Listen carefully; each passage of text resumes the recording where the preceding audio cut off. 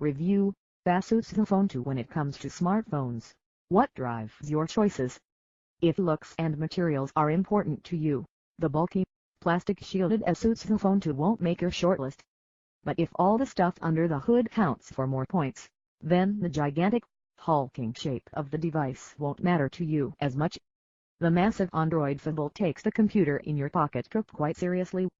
It's an impressive multitasking machine that's adept at video, web surfing, and running all manner of apps, though it suffers just a bit of a lag with some heavier games.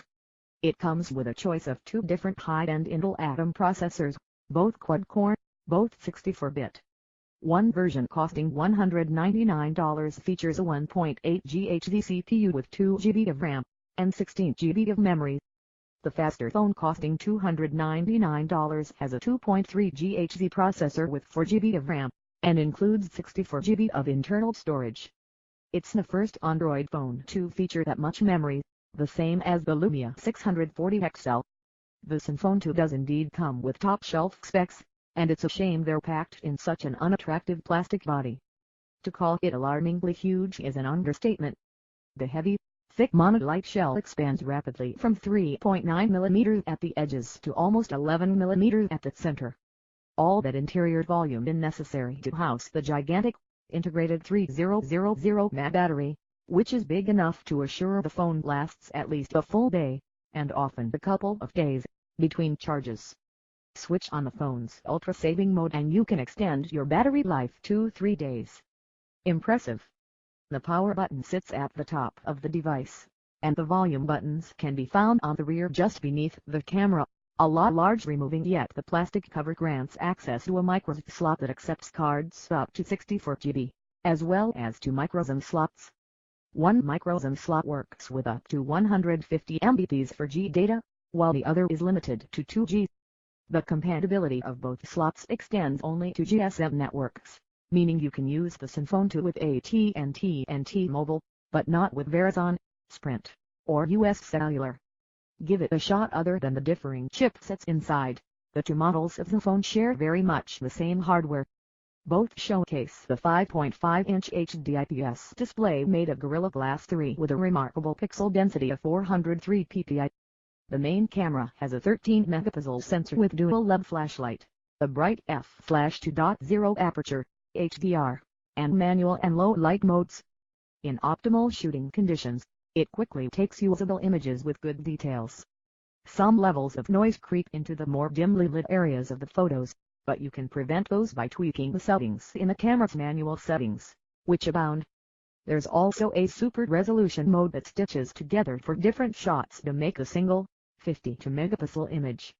Neat, but it fails in achieving a visible improvement in the overall quality of the image. Asus 2 inline clip to open overlay gallery. When the sun goes down, the camera's low light mode increases sensitivity by 400% to create incredibly bright night shots. I was able to get shots of scenes where a normal camera couldn't detect anything in the dark. Resolution in this mode is limited to 3 megapixels, and some areas can be blurred, but still, objects you couldn't see actually become visible. The front camera does a neat trick. It can capture up to 140 degrees of your surroundings by combining 7 different shots. This feature is appropriately named the selfie panorama. Though I felt no need for this kind of feature, I must admit selfies can make much more sense with a lot of surroundings in the background. Point taken. There are countless other camera features, so many, in fact, that I found myself just using the same 2 or 3 options all the time. Making the abundance of camera tricks seem even more like overkill is the fact that, overall, the camera doesn't outperform the best ones out there, such as the iPhone's top-shelf shooter. If you're looking for a good camera phone, one that you can carry in place of a dedicated compact camera, there are better options. The skin time in Asus has chosen to graft the company's own Zenfone skin atop Android Lollipop. The heavy customization in Zenfone won't appeal to Android purists, but it comes with some interesting features. Parents will like the ability to activate user profiles for guests and kids that can hide certain apps and eventually notifications, and also to shut down access after a predefined period. I really liked the custom gestures. The ones I most appreciated were the convenient tricks that reminded me of the Asus one. The motion gesture lets you take screenshots simply by shaking the phone twice. Touch gesture activates specific apps from standby with a quick swipe. Draw an X to launch the messaging app, C to open the camera, W if you want to open the browser, V for the phone, E for email, and Z for ASUS boost. That last one kills everything running in the background, clearing up large chunks of RAM in seconds. The double tap on the screen wakes up or suspends the phone instantly. Nice, since it eliminates the need to stretch your finger all the way up to that unhandy power button. And much like we've seen on other big phones, double tapping the home key engages the one-handed mode that shrinks the screen down to a smaller size. You can manually adjust the size of the smaller screen, going down to 3.5 inches. UI covered inline clip to open overlay gallery. Swiping up from the bottom of the display brings up a control panel. It's here the Zenfone 2 offers some deep levels of personalization, with a mixture of fonts, wallpapers, icons, themes, and scroll effects. Altogether, there are hundreds of possible combinations that determine how your phone's UI looks. You can even adjust color temperature, vividness and saturation of the display. Sadly, the phone comes with an egregious number of redundant apps pre-installed.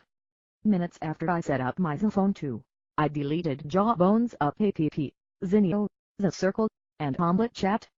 The factory-installed apps for the calendar, web browser, messaging, and music can't be uninstalled. If you prefer to use Google's superior apps, they will live side by side with Asus's detritus. There's even a What's Next feature, a seeming rip-off of Google now that gives you advanced alerts based on your calendar.